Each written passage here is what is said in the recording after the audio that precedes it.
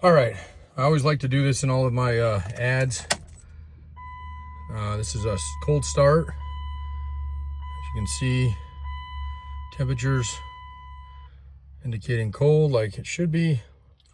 Oil pressure, everything's off, okay? And you've seen there in a minute or a second ago, all the gauges came up to show you they're working. And they'll cycle through a couple of them again, show you they're working, and they turn off like they're supposed to. And excellent oil pressure, nice idle. And then here in a moment, and you can see how low the miles is, 105,703. Now, it's pretty hot.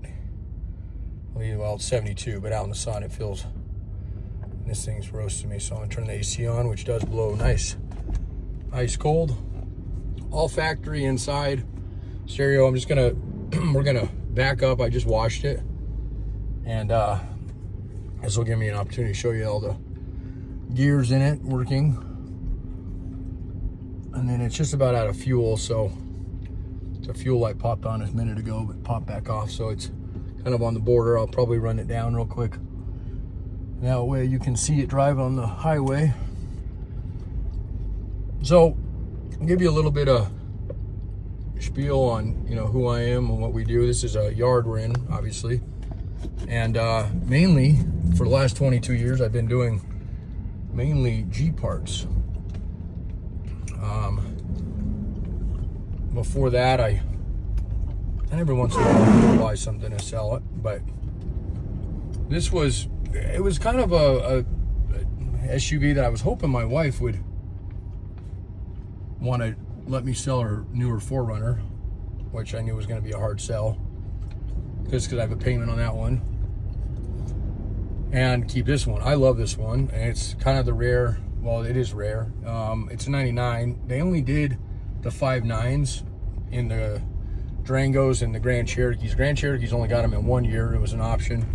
And I happen to have one of those as well right now. I like the 5.9, so if I find them, I'll usually grab them. And this one's a 5.9. So the other ones that you most of the time what you see in Durangos is going to be, if it's an early one, a 5.2. I don't know if they ever put V6s in Durangos or not. And then, of course, right after this, they went to the 4.7, which is another Grand Cherokee motor, or similar. There's the 5.9 Grand Cherokee there. That'll be available here soon. I got to put a motor mount in it. So, anyway, this 5.9 is not the easiest one to find. That's one big reason if you're looking for one of these or wanted kind of an older SUV that's well taken care of. This thing is absolutely spotless. We did minor maintenance, oil change, tie rods. Let's see, what else did we do? I think, oh, and full brakes. We did brakes all the way around. But let's pull out here on the road.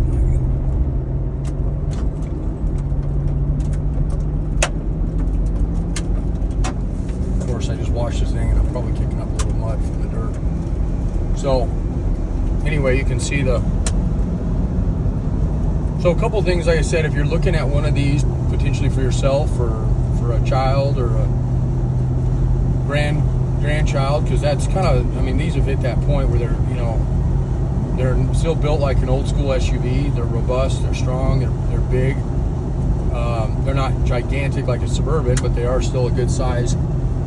This one actually has third row seating in it, and this thing, by the way, is fully loaded. Leather seats, suede side panels. I mean, it was all option. And I liked it, again, because of those options, as well as the 5.9, as well as the low miles, and it was all, I call it unmolested, meaning that the stereo is all factory. There's no aftermarket crap in this thing.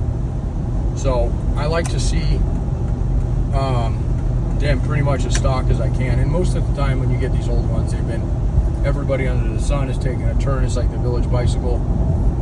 And then also they have every stupid accessory that you can possibly imagine, and this one's super clean. The only thing that this thing has that's not anything aftermarket, but this was in the era of crummy American paint jobs. All my trucks that are from like 98 all the way up to 06, even on my GMs, all have some kind of crappy paint where the paint The overall paint on this is okay, on the hood, the sides, and whatnot. It's the roof that, which I know you don't see all that often, but it's just the clear coat's peeling and whatnot. So I'm gonna pull in here and grab some fuel for this bad boy, and then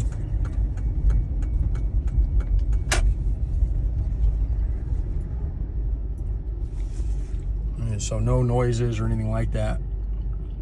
It's got the original key fobs. These are the Dodge ones. Let's see there. Cruise control. AC, like I said, blows ice cold. The original manual, which is always rare to find with the key fob. That's awesome.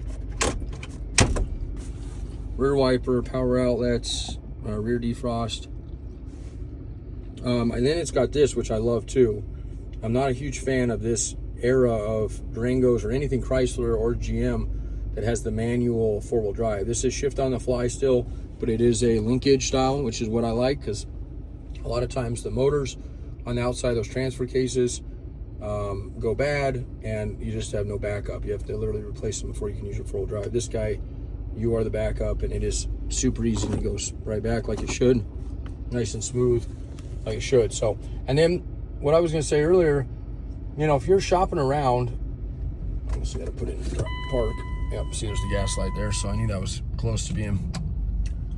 But if you're shopping around for, you know, something like this, there's a couple things to take in consideration when you're looking at this particular one versus other ones. I mean, the mileage is going to be a big seller. I know that. I have a clean title in hand. The options with the 5.9 Magnum V8, that's a huge thing. The shift on the fly, four-wheel drive. I'm not sure if they did a electronic button in the Durangos on these years, but I like the fact that it has this. Cruise control, of course, full leather interior, nice leather. The console's in perfect shape, and I'll show all this in a little bit better, closer detail here shortly. You got the, you know, the compass area up here. That's all there. The roof, immaculate. There's your third row seating, which also leather. And that third row seat, I'll show you here shortly when we get back to the house. I'll do a better interior video, just kind of an overview of everything. But that interior, that seat folds completely flush into the floor, so it doesn't take up any cargo room if you're not using it. And what else? I feel like I'm missing something else. Power seats, power windows, of course. Heated mirrors with power. And you can see the operating temp now that we've been driving. I'm still running right now. The idle's perfect, just like it should be. Oil temp or oil pressure's perfect. And then we have the coolant, which is, I don't know, right around probably 170 there, 180. Well below the 210. 210 is probably going to be average if you were, I don't know, this thing's never got above that. So, I mean, you can just tell it's in very, very good shape. I think that's about it. I'll show you the outside here in a little bit. We got your suite, not that this matters, but this is all, I mean, this was, you know, the Infinity sound system. This was the decked out version of this thing, and it is just absolutely beautiful. So in addition to all those things that I talked about, the other thing that is really going to set this thing aside is you have to look where things are located and where they've spent their life. And this is really what makes and breaks our Jeep parts. So we live in Colorado. This thing has been in Colorado since new. It has never seen the Midwest or East Coast. And why is that critical? Well, because Colorado is one of the few states that does not use salt on the roads. We use mag chloride, and mag chloride does not rust metal.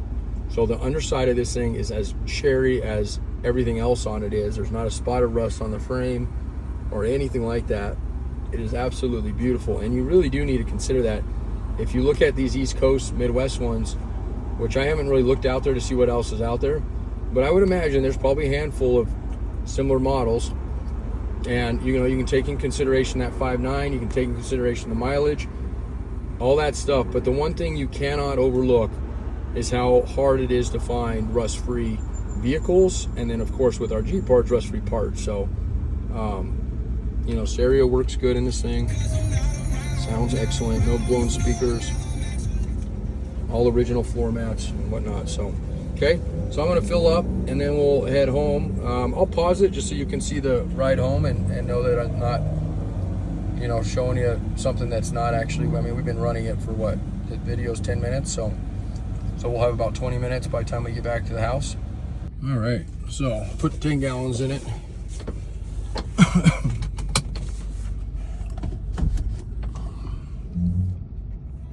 Okay, so we're back in it. Good oil pressure, everything. There's your fuel showing you the gauge works.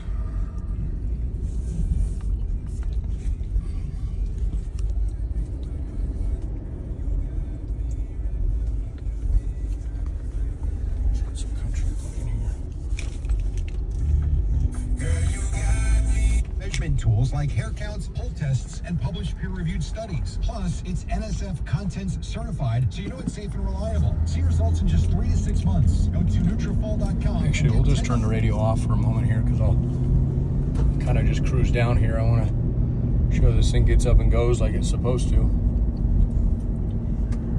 Good handling. No weird rackety noises. I mean, it really is. I mean, it is absolutely incredible to think that this vehicle has been driven on average less than 4,000 miles a year. I don't know if you guys are aware, I'm sure some of you are, but you know, insurance companies will give you the average mileage when you're hooking up insurance to them, because they always ask you what you think you'll be driving. Now, it's possible because we live in a small town that it just, you know, you just don't rack up miles here. And that's very probable, but most average people drive 15,000 to 20,000 miles a year, and on the low side around 10,000. So I'll put that in kind of a perspective for you. So this thing's got an average of 4,000 miles a year that's been put on it. Okay, and I know I'm showing you more or less the gauges because I want you to see that it's holding speed good. There's no weird, you know, just weirdness at all. I mean, it just is absolutely the best out there as far as what you're going to find. So, you know, and I think that's really going to go where this reserve is on this thing, which I normally don't do a lot of reserves, but I'm not going to give this thing away because ultimately, if it is something that I don't get at least what I feel like it is valued at, and again, my perception of that and your perception might be different, and that's okay. But I stand behind everything I sell, and I don't sell junk. I don't sell junk parts either. We have like excellent, outstanding reviews. If you want something reliable and no rust and low miles, then you're gonna have to spend a little bit more. And again, when you look at book values and you look at other ones comparables, you're gonna see, I only know this because I just put up another vehicle a few weeks ago, and the amount of stuff in the East Coast and Midwest for absolutely nothing price-wise is, there's just a ton of them. If you want a cheap vehicle and don't care about rust, don't care about broken frames or brackets that are detached or any of that and make awful noises, then yes, absolutely, go online, shop, look at the Midwest, East Coast. That stuff's not repairable. I mean, once they get so rusty, there's just nothing to repair. You're just chasing your tail. And that's part of the reason one of the biggest items that we sell out of our yard is Jeep frames, Wrangler frames. As a matter of fact, I just got another Wrangler, just came in. That's gonna have another one that's gonna be shipped to New York. So, and on that note, we ship all the time. It's not something I'm shy about at all. I can definitely help you there. You can, if you'd like to fly into our airport here and drive it home, I know this thing would make it anywhere you wanted to take it. So that's an option as well. Four-wheel drive, I didn't really show you that it works, but we'll throw it. Now it is shift on the fly. When you go into part-time, oh, look at that, I didn't even notice that. So this is another added benefit. So this is actually probably got similar as like a Grand Cherokee's 242 transfer case instead of the old school 231. It's got 2 high, you can see it here. Okay, that's what we were just in. Then you have 4 part-time, and you have 4 full-time, and then you have low. Now, you're gonna know this one if you're used to 4-wheel drive, and neutral, 2 high, and you're gonna know 4 full-time. But the one that's probably not, unless you know transfer cases real well, is this part-time one. Now this part-time one is a huge benefit for people who have to drive in ice and have patchy roads. I mean, that's because you're never supposed to drive a four-wheel drive full-time vehicle at all on dry pavement. And as we know, ideal conditions when we drive on icy or slippery roads is oftentimes there's sections, for example, going over bridges that are worse than others. And so if you drive it in full-time four-wheel drive all the time, you're much more of a chance to hurt things, drive shafts, transfer cases, transmissions. If you do it in this part-time, it's essentially an all-wheel drive mode that engages when it feels like it's slipping. And that is not an easy thing to find. People spend a lot of money to convert the Jeeps over to these type transfer cases, and the Jeep rolls at 242. I'm not exactly sure if that's what this one is, but it would be something similar even if it's not. So that's awesome. I mean, that right there is just a gigantic option in itself, let alone everything else. And now we see on the gauge light there, you get your part-time four-wheel drive. So I could actually keep this thing, and this is what I would tell you for your sons or daughters or wives or maybe your parents, depending on who this is going to go for, or yourself. If you're one of those people that tends to forget things, or you have people in your life that tend to forget things, and it's winter driving, you could leave it in part-time four-wheel drive all the time, and it wouldn't hurt a thing. It would definitely hurt your fuel mileage. So it's nice to have two-wheel drive, but in wintertime, if you were unsure that your wife or your husband or your whomever out there is going to remember to do this correctly, you just put it in that part-time four-wheel drive part-time. It's a tongue twister, and you leave it alone, and you don't even worry about it. And then you just tell them, just drive it. Don't mess with the shifter. Have it where it needs to be. So that's really cool. Now, why would you want part-time versus full-time? Full-time is intended really when you're four-wheeling, or you're going down like just absolutely snow-ridden roads. There's no sign of pavement anywhere underneath. It's not going to be dry at all. Then yeah, you could throw it into full-time, and it would prevent it from ever going back into two-wheel drive. But the best situation I can give you there is if you're up hunting.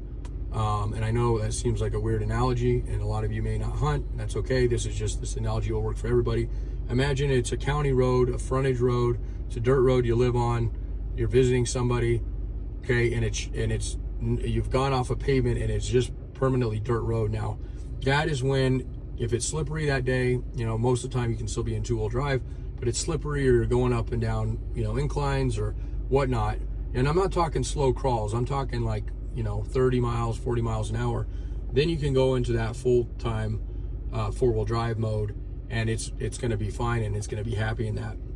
And of course, your low there is when you're crawling. That's when you're going up something steep or going down something steep, and you're allowing the engine to use the transmission and the gearing and the transfer case to really get you up something without having to put too much load on the motor or the transmission or the transfer case. And the same thing going down. You don't want to ruin your brakes. You're going down something real steep, usually you're four-wheeling and something pretty gnarly. Put that into four low and you can just crawl right down it. So, but my purpose here is to explain that, and then also to show you at each of these functions. So normally when you go from part-time or from too high to part-time to full-time four-wheel drive, okay, you'll notice it's directly down. These are all shift on the fly. You can be moving or you can be stopped. You don't have to put it in neutral to put these. Matter of fact, most things want a little bit of an engagement gear. So usually you'll do this when you're in gear. It doesn't hurt it to stop to do it, but it doesn't hurt it to do it while you're moving. But this guy here, neutral, you'll notice neutral and then four low. It won't even go into four low, but even if you were to force it, it would damage it. So when you go into four low, you're gonna go into neutral, which we're already in, and then pull down and then over. And I'll show you that in here in a second. I just wanna show you that the part-time four-wheel drive works, and then we're gonna go to, there's your full-time right there, okay? It shows your full-time four-wheel. That's still full-time four-wheel high, okay? And now since we're already in neutral, we're gonna go, you just notice I have to go over here and then pull straight back, okay? Now, we're in four low. The light there switches. Now it's gonna give you the same. Okay, now you can feel it kind of binding.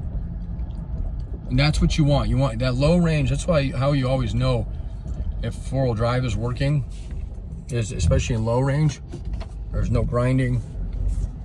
Okay. Now I notice on this, the part-time four-wheel drive light indicates when you're in 4 low.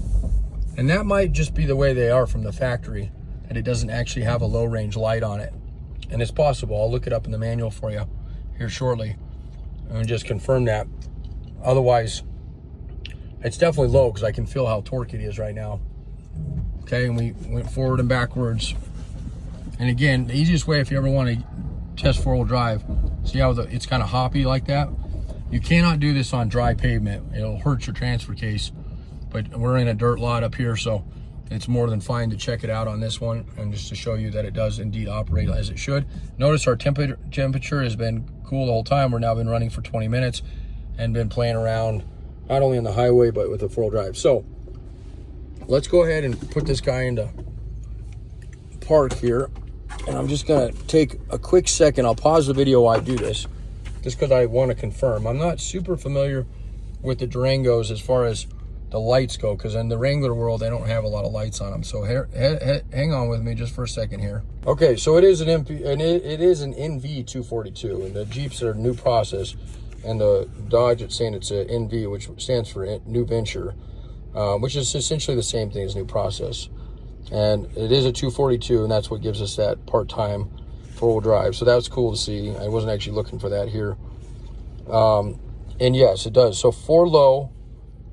Okay, and you see it says part-time four-wheel drive low range. So it is still the exact same. It indicates that light is correct to be indicated as it does. And then if you look at your other one, your four-wheel drive full-time, and then I bet you if we look back on this one, it says back to part-time on this part-time four-wheel drive. So okay, so that manual comes with it. One other cool thing I just seen, this was just as I was flipping, is I forgot to tell you, this has got rear air in it. And there's a switch on this console, and I just felt for it, and it's back there, that gives you the rear air, okay? Now, what's really cool about this thing, and again, this headliner is just absolutely immaculate shape, which is always another big sign if somebody's taking care of something, because I've seen cars or trucks, SUVs with low miles and just have an absolutely destroyed headliner in them, from people touching them or smokers. And this, you can tell nobody's ever smoked in this thing. It's got no holes in the seats. So, okay, look at these seats, absolutely gorgeous. It's got a little, I don't know if this is even a real tear. It almost looked like it was torn a little bit there, and it's possible that it is on the corner there, but the rest of that seat, absolutely immaculate. This console, absolutely immaculate.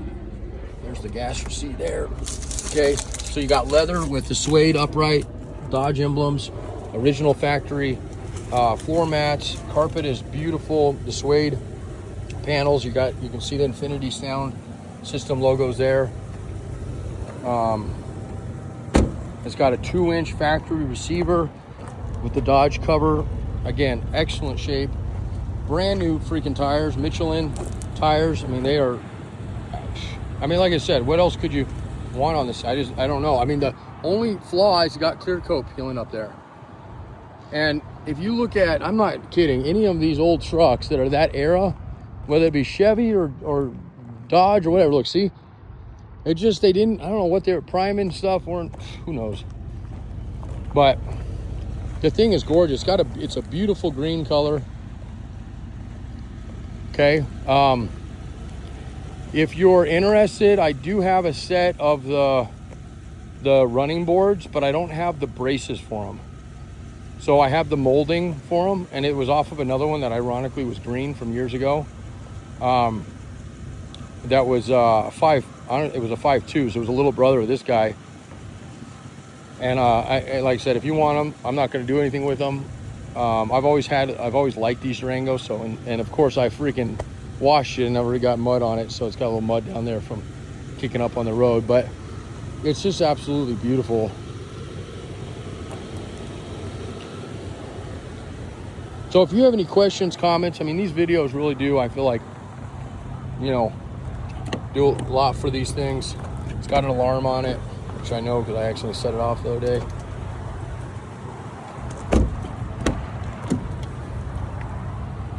Okay, here's your rear air control, and you can see the rooftop. See, you got this big old, and then here's your blower here.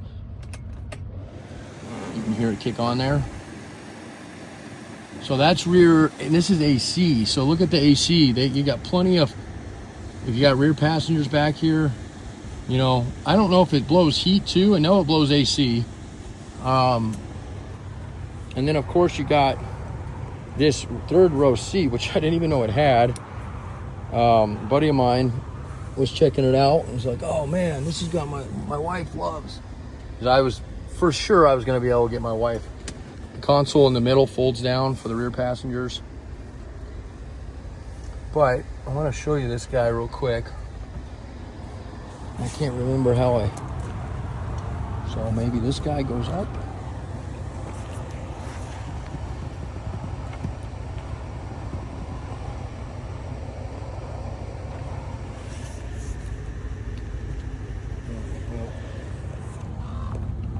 I might have to call Chris and see if he can come show me. Wait, power outlet in the rear. That's a feature that you don't almost see unless it's something new. Okay, so is it that easy? Just fold down? No, I bet the base has to come up a little bit. Okay, let's see if we can figure this out. I might pause it again just to not waste all your time. Oh, maybe that's it. Is that it? Okay, hang on just a second, guys. So I got some of it up. Very easy, way simpler than I thought. That just folds down flush there. And then your seat goes there. And then that goes over yonder. So how cool is that? Oh. Okay. So then you got your full cargo. And then of course, if you want even more cargo, you can then fold these guys, which I was messing with a second ago. Oh, there we go. So that has to be folded down in order to release the latches here. And then you got your full cargo room here. I don't know. So you got plenty of room back here if you're putting, you know, I guess you could throw a kayak in here, although I wouldn't, this thing's so clean, I would hate to see that, but hey, to each his own, okay? And then